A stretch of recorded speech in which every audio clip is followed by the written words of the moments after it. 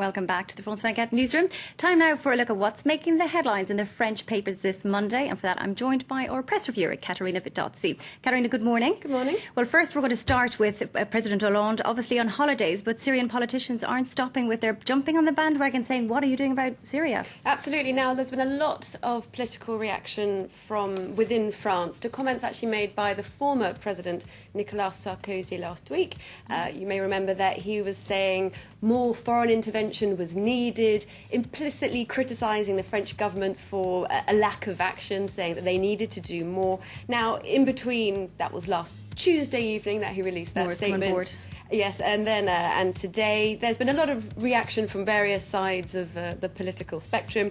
What we've seen in Le Figaro today is the reaction of the former Prime Minister François Fillon. Now, he was a Prime Minister under President Nicolas Sarkozy.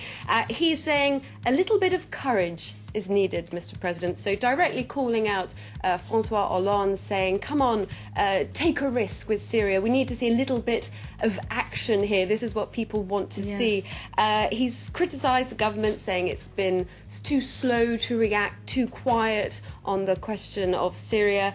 He doesn't believe or doesn't call for a military intervention, so he's not entirely agreeing with former President Nicolas Sarkozy there, but he says very clearly to François Hollande, you know, if I was president, I would get straight on a plane to Moscow. With Angela Merkel. Yeah, exactly, with Angela Merkel, because she has some great banter on the plane. He said take her to Moscow and then get Russia on side with the rest of Europe and indeed with the UN Security Council. But Hollande busy on holiday and obviously other pressing situations that he's been busy with. Well, yes, well, one perhaps slightly less pressing.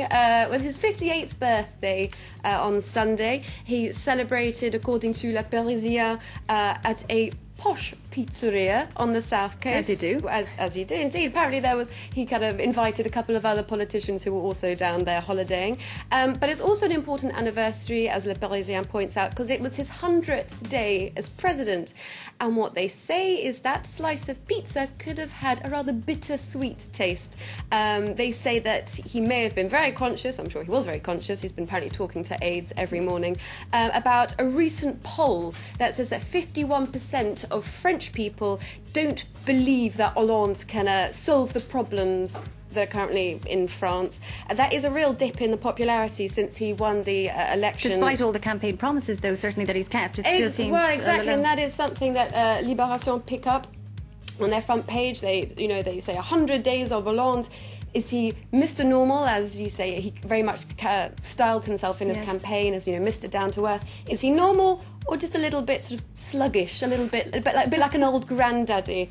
What a great compliment there on the front page. Oh, they're lovely. They're very, very not shy to mince their words. They say François Hollande, 100 days without making waves. They say although he's sort of met a few of the smaller campaign promises, things like he has increased the school allowances, so this is extra cash for families who are sending their children to school to help finance for things like stationery and textbooks.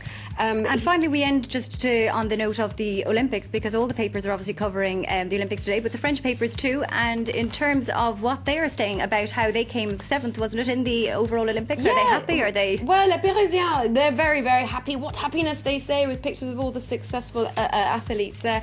The paper says that they won 34 medals, but with a few hiccups. They say that the loss in fencing was a real challenge and a real upset for them, although they did finish, as you say, in 7th place overall with 11 gold medals. Libération, however, a little bit more mixed in their reaction. They say that France passed through the highs and lows of the Olympics.